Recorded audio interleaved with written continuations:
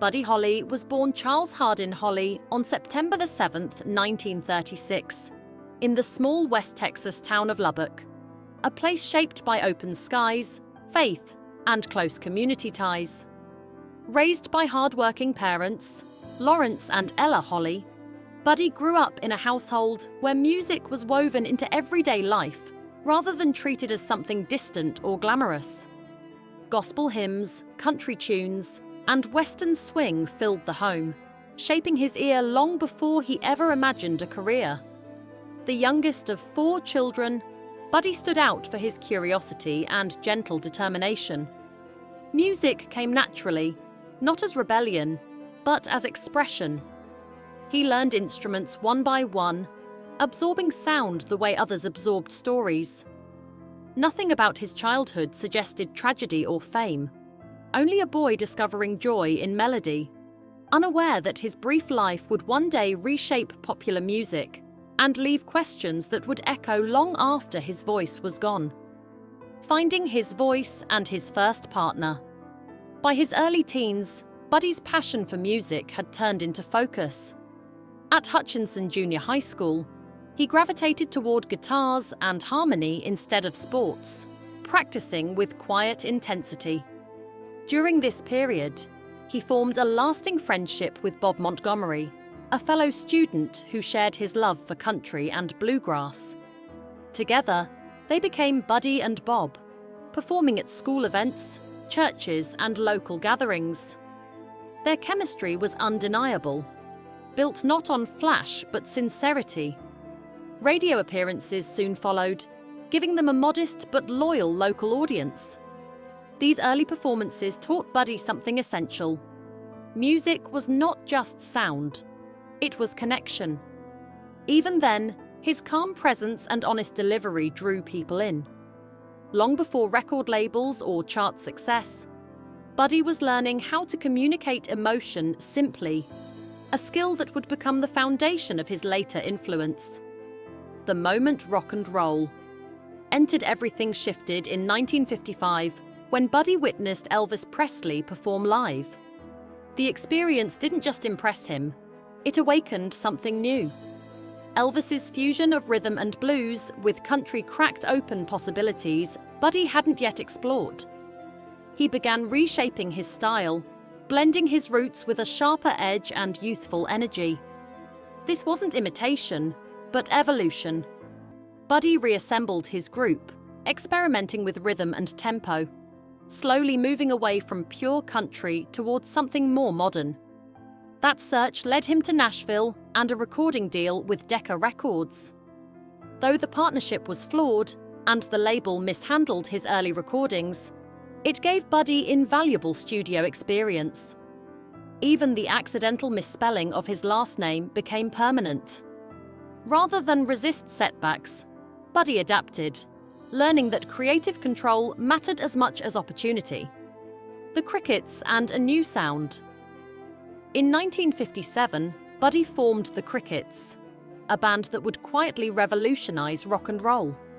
With Jerry Allison, Joe B. Mauldin, and Nikki Sullivan, Buddy created a sound that was lean, melodic, and emotionally direct. Their breakthrough song, That'll Be the Day, carried a confidence far beyond their years. It wasn't loud or aggressive, but it felt fresh and undeniable. When it reached number 1, it signaled a shift in popular music. Buddy wasn't just performing songs, he was writing and shaping them, something rare at the time. The Crickets looked ordinary, sounded sincere, and connected deeply with listeners. Their success proved that rock and roll didn't need rebellion alone. It needed authenticity. In a genre still defining itself, Buddy Holly helped write the blueprint. Fame, innovation, and growing pressure. Between 1957 and 1958, Buddy Holly experienced an explosion of success. Hits followed rapidly, albums sold, and his image became iconic. His glasses, quiet demeanor, and thoughtful lyrics made him relatable in a way few rock stars were. Behind the scenes, however, the pace was relentless. Financial disputes, publishing disagreements, and management issues strained relationships within the Crickets. Buddy, increasingly aware of his value, wanted control over his work and future. The band eventually separated, leaving him to navigate the industry alone. Though still creatively driven, he was now carrying more responsibility than ever. Fame had given him influence, but it had also exposed the harsh mechanics of the business. These pressures would quietly shape the choices he made in the final months of his life. Love, marriage, and emotional conflict. In August 1958, Buddy married Maria Elena Santiago after a brief but intense courtship. Their relationship moved quickly, fueled by youth and hope, yet tested by constant travel and professional stress. They shared only a few months together as husband and wife, and their time was marked by distance more than stability. At the same time, Buddy's emotional connection to his past lingered, particularly in his friendship with Peggy Sue Gerron, the inspiration behind one of his most famous songs. These overlapping relationships were not scandalous, but complicated, reflecting a young man pulled in multiple directions. Buddy's music during this period carried a deeper emotional weight, revealing longing, uncertainty, and reflection. His final recording suggests someone processing change, love, and regret, even as the world still saw him as carefree and unstoppable. The Winter Dance Party Tour. By early 1959, Buddy joined the Winter Dance Party Tour, a demanding schedule across the Midwest during one of the coldest winters on record. Poor planning meant unreliable transportation and exhausting conditions. Illness spread among performers, morale dropped, and frustration grew. Buddy, focused on efficiency and comfort, chose to charter a small plane to reach the next venue faster. It was a practical decision, not a dramatic one. On February 3, 1959, the aircraft carrying Buddy Holly, Ritchie Valens, and J.P. the Big Bopper Richardson crashed shortly after takeoff. All aboard were killed instantly. Buddy was just 22 years old. The music world was stunned. A rising voice that had only just begun shaping the future was suddenly gone, leaving silence where possibility once lived. Questions that never fully faded. The official explanation for the crash cited poor weather and pilot disorientation, a conclusion accepted for decades. Yet over time, questions emerged. Inconsistencies in early reports, limited investigation methods of the era, and conflicting witness recollections fueled speculation. Later reviews suggested the tragedy was likely the result of a combination of inexperience, harsh conditions, and inadequate planning rather than any deliberate act. While rumors and darker theories surfaced over the years, no credible evidence has proven wrongdoing. What remains clear is that safety standards at the time were insufficient, and the pressures of touring played a significant role.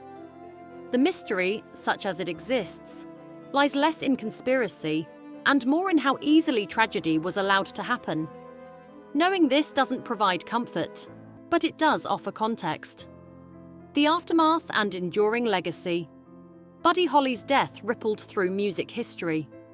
Artists who followed openly credited him as a blueprint for bands who wrote, played, and produced their own work.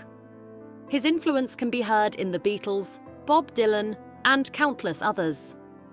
Beyond technique, Buddy represented independence and sincerity.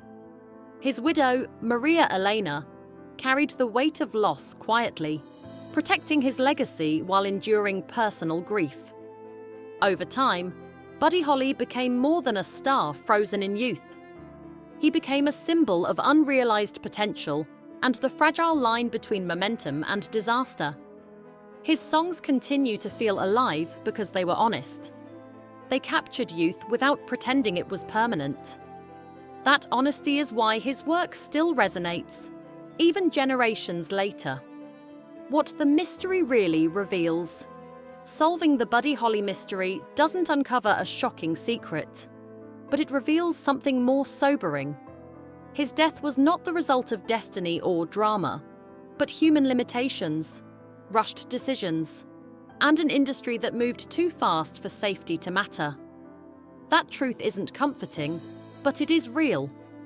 Buddy Holly wasn't lost to myth. He was lost to circumstance. Remembering him means honoring both his brilliance and the lessons his story leaves behind. He showed the world how much one voice could change music and how fragile that voice can be. In the end, Buddy Holly's life reminds us that legacy isn't measured by length, but by impact. And his impact remains as clear and resonant as the first time his guitar rang out over the radio.